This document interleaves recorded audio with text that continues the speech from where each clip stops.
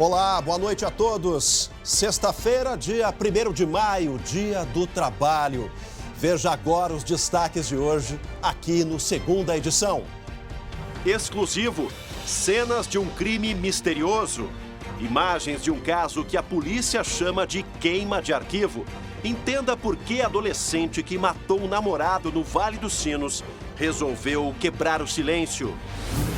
Ansiedade no comércio. Pequenos empresários e autônomos da capital aguardam autorização oficial para abrir as portas. Quase 150 mil pessoas podem voltar a trabalhar com novas regras publicadas por Marquesan Júnior. Em busca de companhia. Aumenta a procura por adoção de cães e gatos abandonados na região metropolitana. Até o Babu, cãozinho que viajou 150 quilômetros preso a um trem, ganhou um novo lar. O SBT Rio Grande, Segunda Edição, começa agora. Eu te convido, vem com a gente.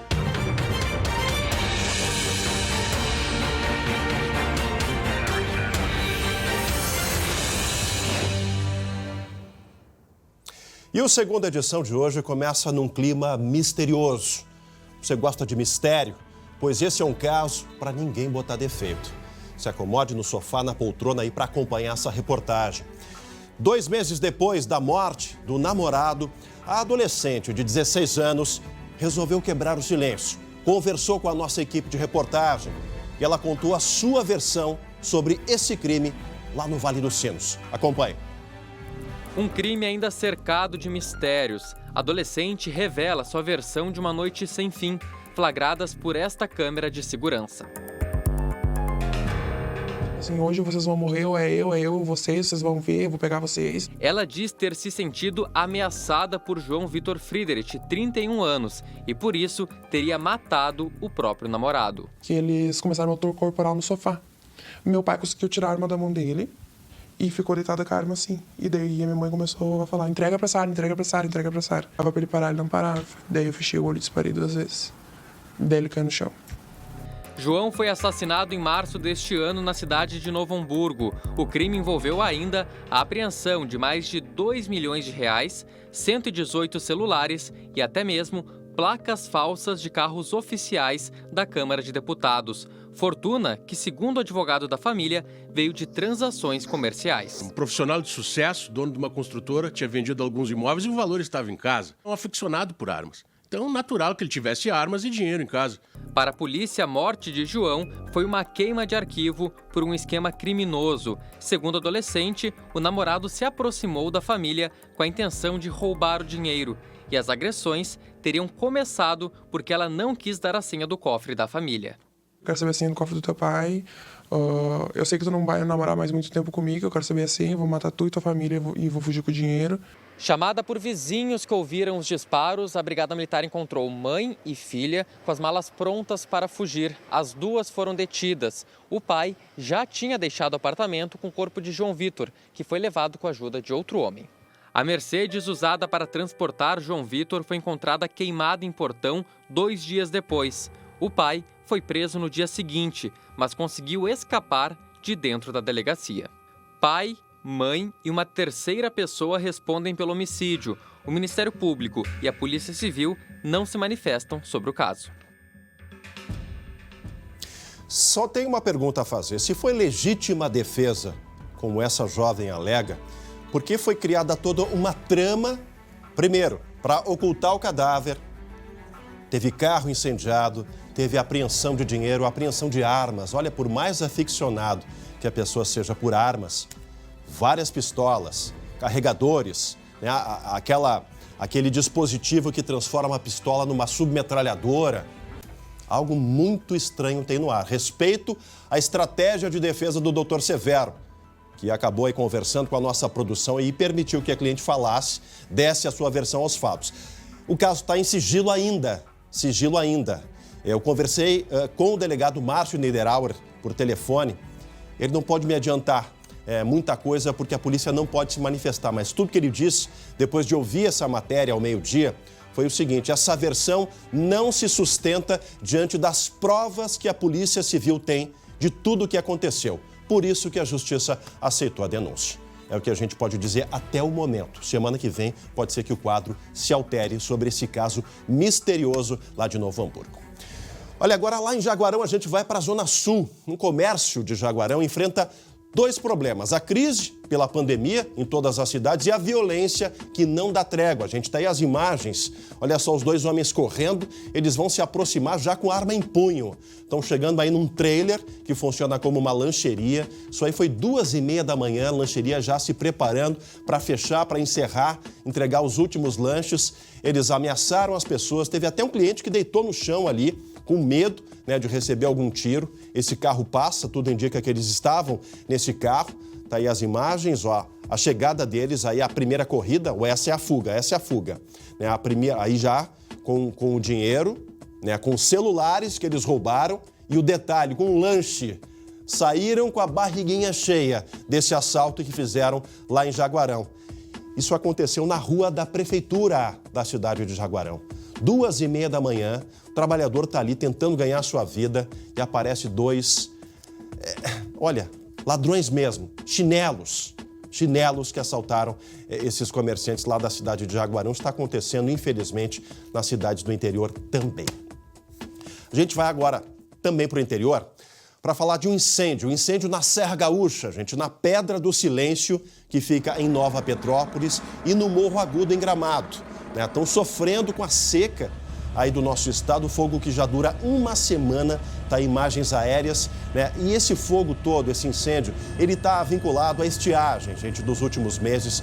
De acordo com o Corpo de Bombeiros, a região tem alerta para fogueiras em acampamentos, tocos de cigarro deixados na natureza. Isso não pode ser feito agora nessa época, né? A gente está vivendo essa estiagem, a mata está muito seca, especialmente as matas mais fechadas. Imagens aí do helicóptero da Polícia Civil, né, que foi acionado justamente ali com aquele cesto, se aproxima dos açudes e pega a água e aí vai jogando em cima da fumaça toda desse fogo para tentar combater justamente aí essas questões dos incêndios. Dois focos bem importantes em áreas preservadas da Serra Gaúcha. A gente segue aqui com a segunda edição, falando agora da questão da pandemia, né? Em São Leopoldo, gente. São Leopoldo, aqui no Vale dos Sinos, confirmou um surto de contaminados entre os moradores da cidade que trabalham em frigoríficos de Garibaldi, na Serra. O total de casos chega a 72 pessoas contaminadas pela Covid-19 em São Leopoldo. 1/3 dessas pessoas tem como fonte de renda, né, a questão do frigorífico. E a contaminação é desse trabalho, fora da cidade, especialmente na questão dos frigoríficos. Está aqui atrás o mapa, vamos atualizar os números aqui do Rio Grande do Sul. 1.619 pessoas contaminadas pela Covid, 62 pessoas morreram, lembrando que ontem eram 58. Aliás, até o início da tarde, né? Atualizou há pouco esse mapa aqui da Secretaria de Saúde do Rio Grande do Sul. 143 municípios já registraram a Covid-19 aqui no Rio Grande do Sul. Seguimos aqui, olha, a segunda maior cidade da Serra Gaúcha, estou falando de Bento Gonçalves, trava uma verdadeira batalha contra a Covid-19. São 120 mil moradores e 91 casos confirmados da doença lá no município. Acompanhe a reportagem do Guilherme Fadanelli. A curva crescente de casos preocupa as autoridades. Somente nesta semana, 42 testes deram positivo em Bento Gonçalves e 2 mortes de idosos foram confirmadas. Mas parece que nem isso foi suficiente para mudar os hábitos nas ruas. Estou sem máscara porque caminhando rápido afaga muito, mas estou com a minha máscara aqui na pastinha aqui, se higienizando bastante as mãos. Quem toma as medidas de precaução anda preocupado com o avanço da doença na cidade. Eu falo para eles usarem, mas eles não acreditam. Eu estou me cuidando e eles não estão se cuidando, então eu estou fazendo a minha parte. A prefeitura já distribuiu 5 mil aventais às equipes de saúde e cerca de 60 mil máscaras à população. O acessório, aliás, é de uso obrigatório a partir de hoje em todo o município, cabendo cobrança de multa em caso de descumprimento.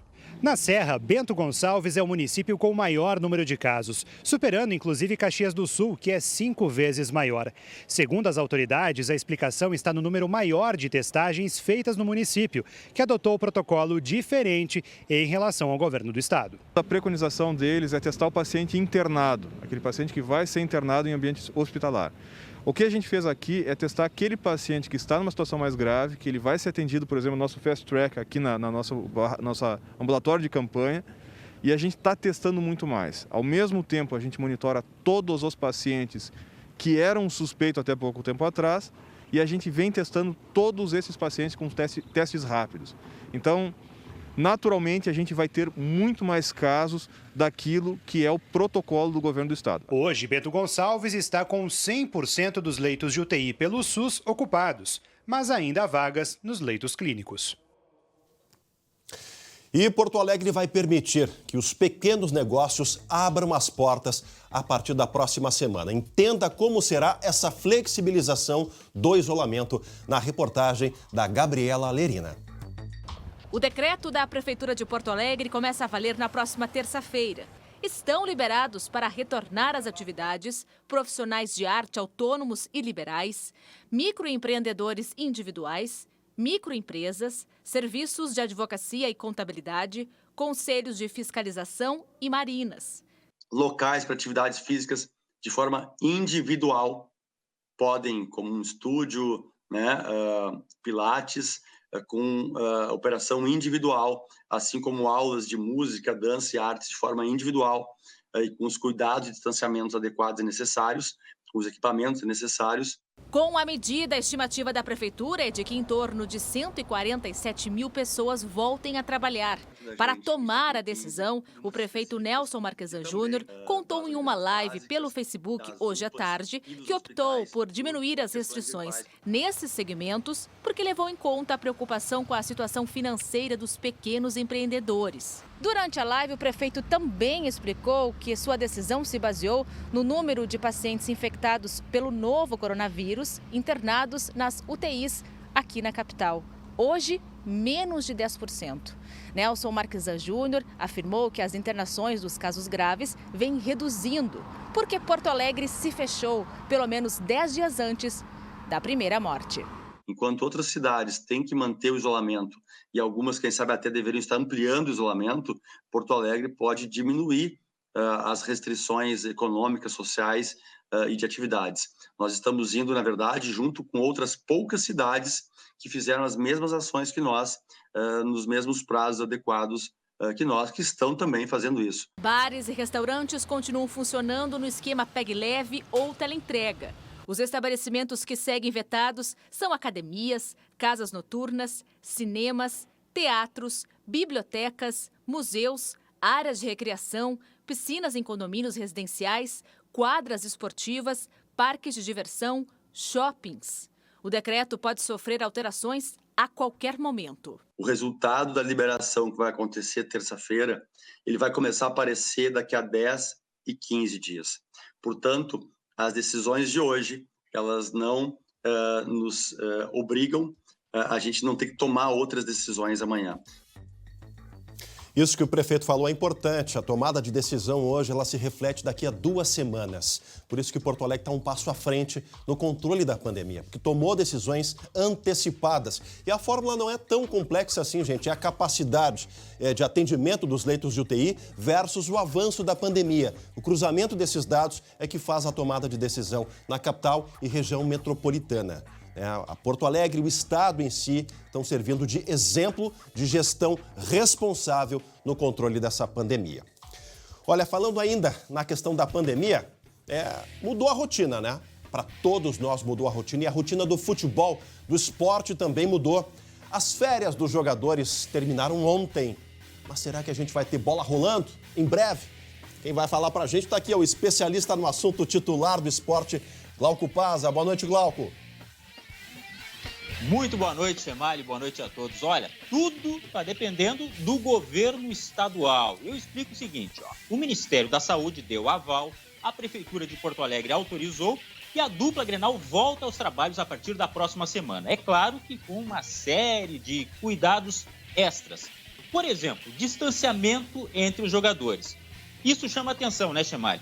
Eu fico imaginando como fazer um treino sem contato físico.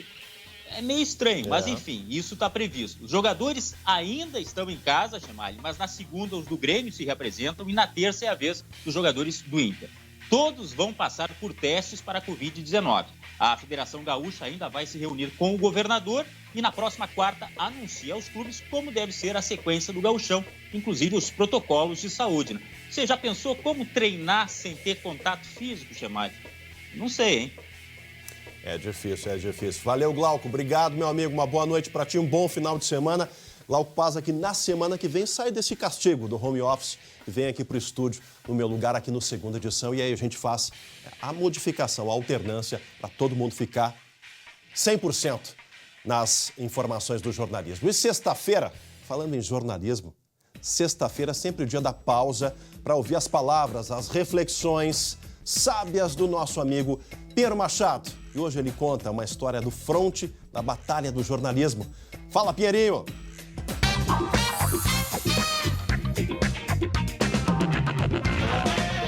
Olá! O Vietnã está ganhando outra guerra. Agora contra a Covid-19. No fim do século passado, eu era repórter de jornais brasileiros em Paris. Cobri a Conferência de Paz da Guerra do Vietnã. Depois de muitos anos terríveis naquela guerra contra os Estados Unidos, a maior potência mundial, e o Vietnã, um país muito pobre.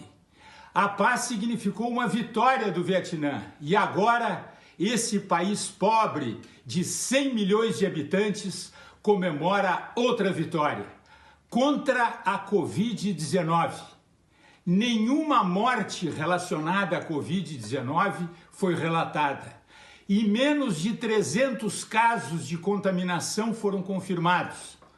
O balanço foi considerado credível pela Organização Mundial da Saúde, que até elogiou o país por sua transparência. Isso prova que o vírus não é invencível. Com competência, ele pode ser derrotado. E amanhã no Anônimos Gourmet, brownie gourmet e picolé caseiro. Não perca, voltaremos!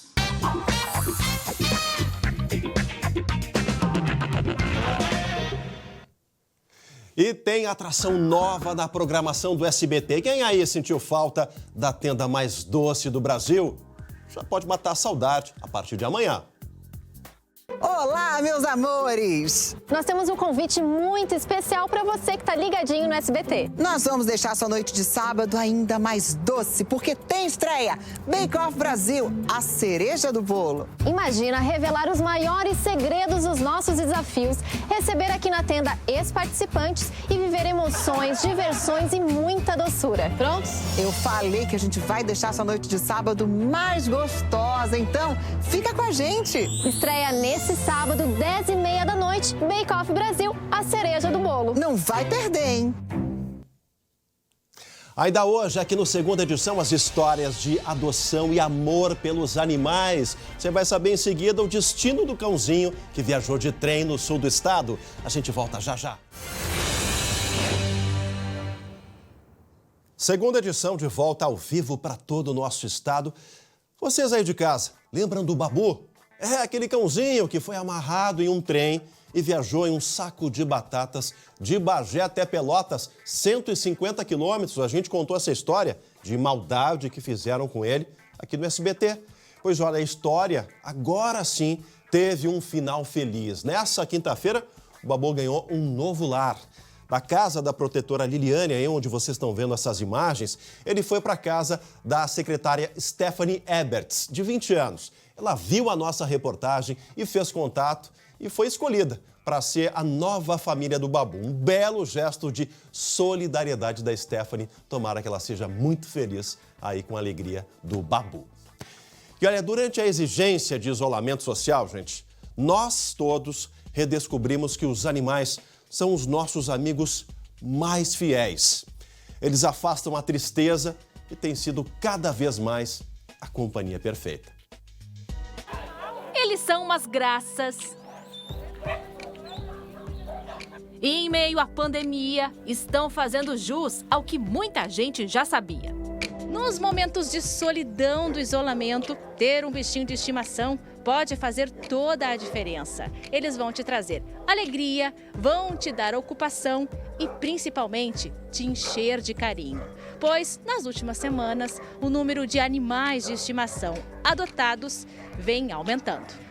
É o que registrou, por exemplo, este Centro do Bem-Estar Animal, que fica em Canoas, na região metropolitana. O número de adoções pulou de 10 para 25 entre os meses de março e abril. Os animais que chegam no CBEA, todos eles são por apreensão policial, são vítimas de maus tratos. Ali recebem água, comida, tratamento, castração, amor. Ficam à disposição para começarem uma nova vida junto a quem de fato possa cuidá-los. Aliás, o candidato à adoção só é aprovado após passar por uma longa sabatina. E aí depois que leva o animal, que adota o animal, depois de um período a gente tem a fiscalização, que vai no local fiscalizar para ver se esse animal está nas condições adequadas, né? A responsabilidade que tu tem por uma vida que depende só de ti por 12 a 16 anos, que é o tempo de vida desses animais, né? Foi exatamente assim com a família Flores. A casa ficou cheia com a chegada da Chica e da Esmeralda.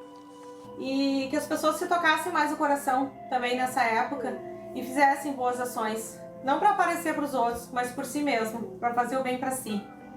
A duplinha fez a alegria da criançada.